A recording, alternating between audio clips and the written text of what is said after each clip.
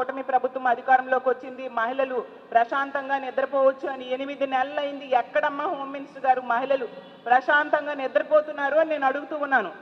మీరు తీసుకుంటే పండగ సమయంలో కోడి పుంజులతో ఫోటోలు దిగుతారు. అంటే కోడి పందాలకి బరిలో నిలపడానికి మీరేమో లైసెన్స్ ఇచ్చేసినట్టుగేనా? అసలు రాష్ట్రంలో గతంలో ఎన్నడూ జరగనట్టుగా పోలీసులను పెట్టి కోడి పందాలు నిర్వహించడం, అలాగే ఆ చుట్టుపక్కల మద్యం వెచ్చలవిడిగా దొరకడం, అంటే పోలీసులే వాళ్ళకి లైసెన్స్ ఇచ్చినట్టుగా అనుకోవాలా? ఇంత దారుణమైన పరిస్థితులు నెలకొంటే ఇలాంటి పనులు చేసే వాళ్ళకి భయం ఎక్కడుంటుంది?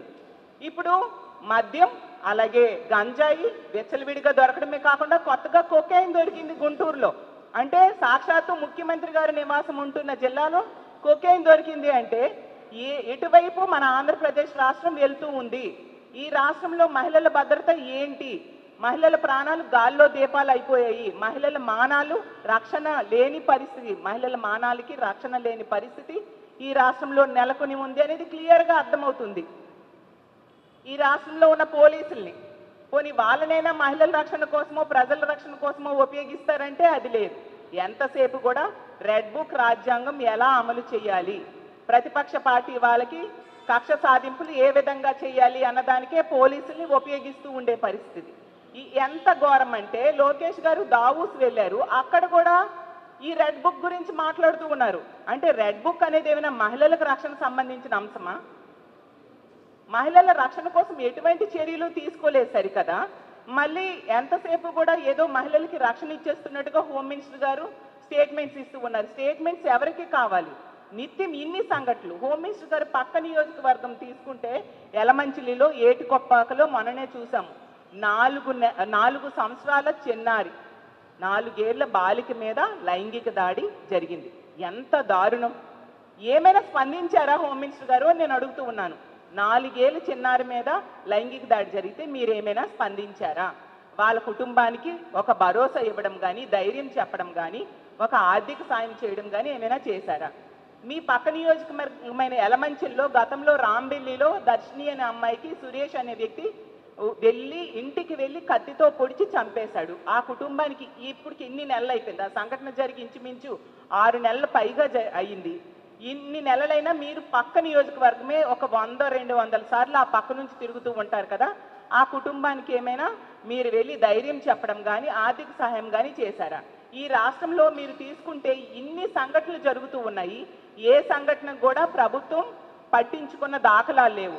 కొన్ని సంఘటనలు ఎక్కడైనా వీళ్ళు పట్టించుకున్నారు అంటే ఏవైతే జగన్మోహన్ రెడ్డి గారు పరామర్శకు వెళ్తారో అక్కడికి మాత్రం హోమ్ మినిస్టర్ గారు వాళ్ళ మంత్రుల్లో తొందరగా వెళ్ళి జగన్మోహన్ రెడ్డి గారి కంటే ముందు క్రెడిట్ ఏదో కొట్టేయాలి అన్న టైప్గా వీళ్ళు వెళ్ళి పరామర్శ చేస్తూ ఉంటారు తప్ప వీళ్ళు స్వతహాగా వాళ్ళంతటి వాళ్ళు ఈ కుటుంబానికి ధైర్యం చెప్పాము, ఈ మహిళకి ధైర్యం చెప్పాము అనే సంఘటన ఎక్కడ కూడా మనం చూడని పరిస్థితులు నెలకొని ఉన్నాయి.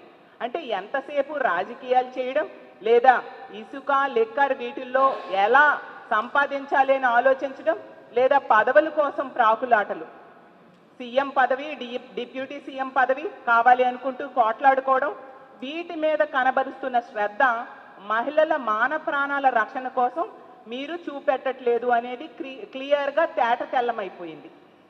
ఈ రాష్ట్రంలో ఉన్న కూటమి ప్రభుత్వానికి, ఈ రాష్ట్రంలో ఉన్న మహిళలందరి తరఫున నేను వేడుకుంటూ ఉన్నాను, బెల్ షాప్స్ తొలగించండి. బెల్ షాప్స్ వలనే ఇంత విచ్చలవిడిగా మద్యం దొరుకుతూ ఉంది. మద్యం అమ్మకాల్ని తగ్గించండి. లేకపోతే ఖచ్చితంగా బెల్ షాప్స్ దగ్గరికి వెళ్ళి మా వైఎస్ఆర్ కాంగ్రెస్ పార్టీ తరఫున, మహిళల తరఫున మేమందరం కలిసి బెల్ షాప్స్ మేమే ధ్వంసం చేసే పరిస్థితి రానున్న రోజుల్లో మీరు చూస్తారు. ఎందుకంటే మహిళలు ఈరోజు ఇంట్లో ఉన్నా భయపడిపోతున్నారు, బయటికి వెళ్ళాలంటే భయపడుతున్నారు, స్కూల్కి వెళ్ళాలంటే భయపడుతున్నారు. ఎంత దారుణమైన సంఘటనలు జరుగుతూ ఉన్న ప్రభుత్వంలో ఎటువంటి చలనము లేదు. అసలు మహిళల రక్షణ కోసం ఒక దిశ లాంటి వ్యవస్థ ఎక్కడుంది? గతంలో జగన్మోహన్ రెడ్డి గారి పాలనలో దిశ యాప్ ఉండేది, దిశ పోలీస్ స్టేషన్స్ ఉండేవి. దిశ చట్టాన్ని తీసుకొచ్చి అసెంబ్లీలో తీర్మానం చేసి కేంద్రం దగ్గర కేంద్రంకి పంపించడం జరిగింది. అది కేంద్రంలో పెండింగ్లో ఉంది. మరి దానికి మీరు కూటమి ప్రభుత్వమే కదా, ఆ దిశని పేరు కావాలంటే మార్చుకోండి. ఆ దిశ చట్టం కేంద్రం దగ్గర పెండింగ్లో ఉన్నదాన్ని అమలయ్యేట్టుగా ఎందుకు మీరు చేయట్లేదు? దిశ యాప్ అసలు జగన్మోహన్ రెడ్డి గారి ప్రభుత్వంలో ప్రతి మహిళ కూడా అంటే 1,30,00,000 మంది మహిళలు దిశ యాప్ డౌన్లోడ్ చేసుకున్నారు. ఆ దిశ యాప్ ఉండడం వలన ఎంతో ధైర్యంగా ఫీల్ అయ్యేవారు ఆ రోజుల్లో. దిశ యాప్లో SOS బటన్ కనుక నొక్కితే కేవలం 10-15 నిమిషాల్లోనే పోలీసులు వచ్చి రక్షణ కల్పించేవారు. మరి ఇప్పుడు ఏదైనా మహిళకి ఇలాంటి కష్టం వస్తే ఏ వ్యవస్థని వాళ్ళు కాల్ చేస్తే మహిళలకి రక్షణ దొరుకుతుంది? మీరే చెప్పండి. ఎంత నిర్లక్ష్యంగా మహిళల భద్రత కోసం మీరు వ్యవహరించడం నిజంగా దారుణం. ఖచ్చితంగా దీని మీద చర్యలు తీసుకోవాల్సిన అవసరం ఉంది. ఇన్ని వరుస సంఘటనలు జరుగుతున్నాయి.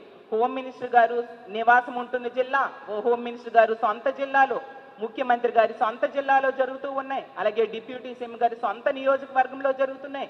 ప్రతి జిల్లాలో జరుగుతూ ఉన్నా కూడా ఎటువంటి చలనం కూడా ఈ ప్రభుత్వానికి కనిపించటం లేదు. ఎటువంటి చలనం లేని పరిస్థితి మనం చూస్తూ ఉన్నాం. కాబట్టి ఎప్పటికైనా కళ్ళు తెరిచి మహిళల రక్షణ మీద దృష్టి పెట్టాల్సిందిగా కోరుతూ ఉన్నాను.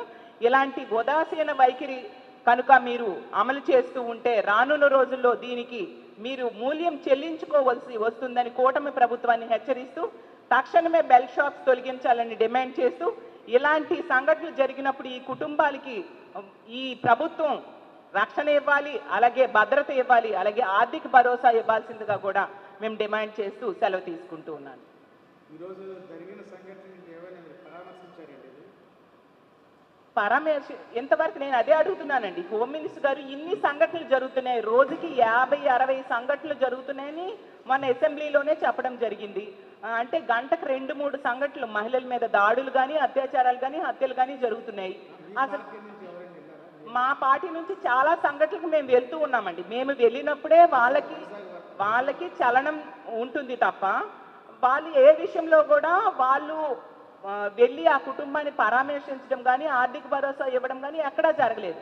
జగన్మోహన్ రెడ్డి గారు ఆ రోజు గుంటూరు ప్రభుత్వ హాస్పిటల్కి వెళ్తున్నారు అని చెప్పేసి వాళ్ళు ముందు వెళ్ళడానికి ప్రయత్నించడం, ప్రతి దగ్గర కూడా ఈవెన్ ఎందుకు అక్కడ రాంబిల్లిలో కూడా మా పార్టీ వెళ్ళింది.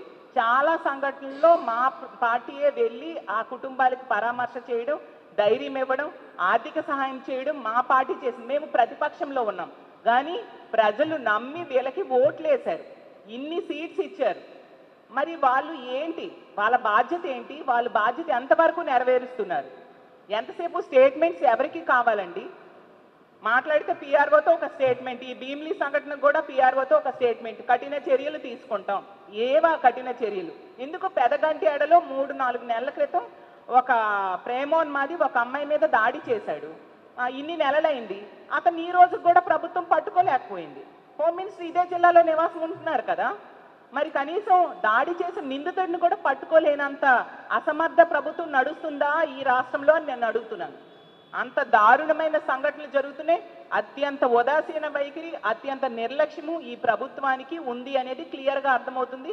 ముఖ్యంగా హోమ్ మినిస్టర్ గారికి సొంత జిల్లాలో ఇన్ని సంఘటనలు జరుగుతూ ఉన్నా కూడా ఎటువంటి చర్యలు తీసుకోవట్లేదు.